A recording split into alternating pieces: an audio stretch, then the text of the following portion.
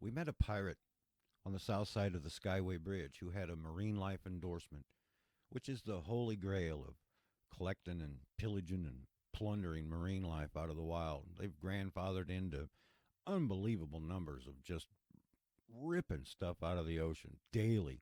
It's unbelievable when you hear some of the numbers these people are allowed. And then they have ways around different things too. The daily take is once you get it back, you can go out and get more. That's how it works down in Florida, anyways. And yeah, they have other tricks too. The pirates can use an invoice from another sale to cover up what they're smuggling, basically. I've learned all kinds of things from the pirates in the Florida Keys. But one of the most important things I learned was about full moon, low tide. Now, at the south side of the Skyway Bridge, during a full moon, an extremely low tide, doesn't have to be a king tide. It's usually a couple days before, a couple days after, and the main day is the day of. And you're hoping it's actually happening during the day, the full moon, because when it happens, the ocean basically dries up for about a mile in each direction, and all kinds of sea life is just stranded. It's exposed. It comes out by the piles. But it's really something to see. I call it the great hermit crab gathering down in the Keys, but up in Tampa, by Tampa, south side of the Skyway Bridge, we would get horseshoe crabs and sarsails, stuff like that. That was sand dollars, things that would be stuck in the sand. But we followed this guy to the Florida Keys for the first time, and we drove down past Key Largo and everything. It was getting dark. It took us most of the day to get down there. And when we got down there, we pulled off at what I would call a pirate station. It's mile marker 79. And on the Gulf side, you can park back in behind the trees, and there's a little path that leads to a point where you can actually collect octopus in the morning. But the big take here is on the other side of the road, on the Atlantic side. When we walked over to the other side of the road, it was an extremely low tide. I think it was a king tide. I think they planned for this. It was, in the pirate log, full moon, low tide, king tide. Everything is exposed, and now's the time to collect. So when I walked the other side of the road with this pirate, you could just barely see that it was all, dried up. There was just piles of what looked to be seaweed and something. You couldn't see very good because you were just looking at by moonlight. But when you turned on the flashlight, that's when the magic was revealed. It turns out all those piles, for as far as you can see, were blue-legged hermit crabs.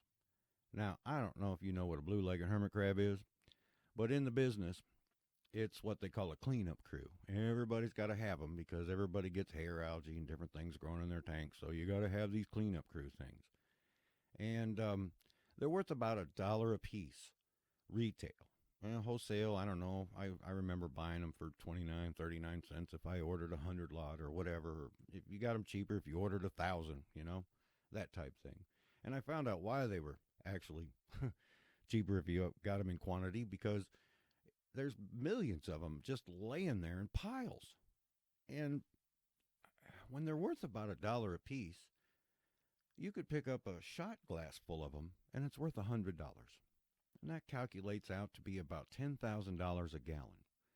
Now, you get a couple of pirates down there with a couple of 5-gallon buckets, and you do the math. You could make a lot of money in a very short time. And that's what they do. They pillage the ocean. These are the pirates of today. The new currency of today is life, is blue-legged hermit crabs. They're worth $1 a piece. I mean, $10,000 a gallon. Think about that. The only other thing I found was printer ink that was worth that much. But, you know, this stuff is just too easy to collect during these extremely low tides. So I think, the regretful pirates ought to go down there during the king tides, a couple days before, a couple days after, and mainly the main day in some of these locations. There's other ones throughout the Keys. And end up Tampa, different places. But the main ones are Southside and mile marker 79. But if we could get some regretful pirates out there to stop these guys, ask them, where's your license? What's in the bucket? What do you got? Most of them will run off because most of them don't have the marine life endorsement to collect that many. But they do anyways, because if you can get them out of there, you just collect $50,000 in a half hour. You know, it's worth it. It's worth more than drugs. It's about 5 times the price of silver.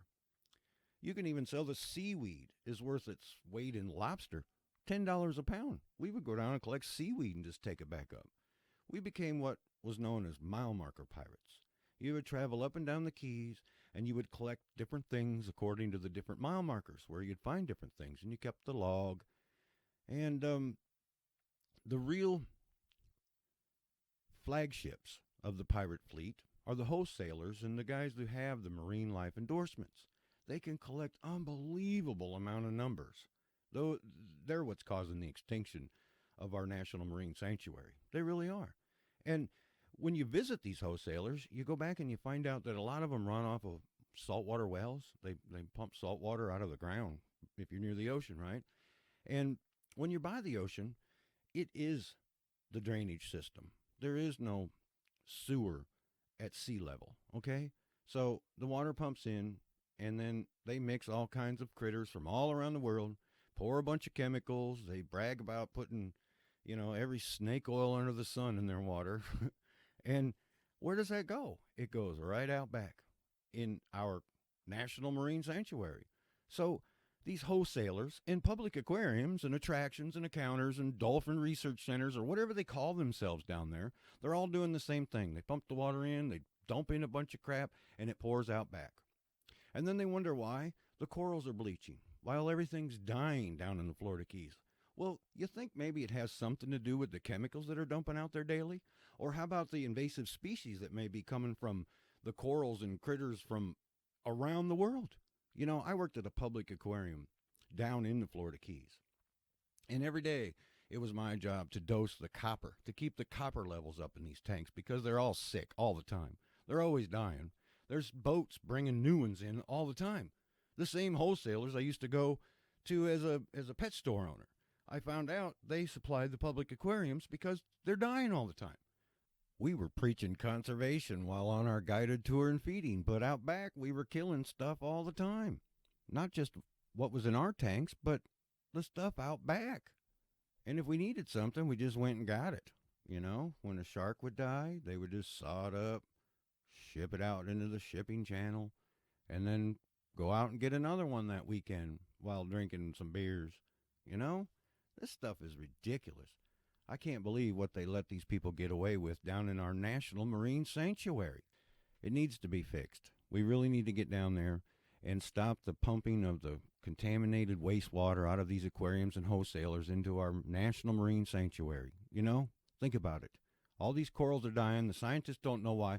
Well, maybe it's something that came from somewhere else in the world that's over here. But you can't think for 1 second that it might be something that you guys did to go look at that. Oh, no, you want to blame everything else. It's got to be temperature. It's got to be something else. It's got to be the golf courses. It's got to be, well, you know what? It's a little bit of everything, but it's a lot of you.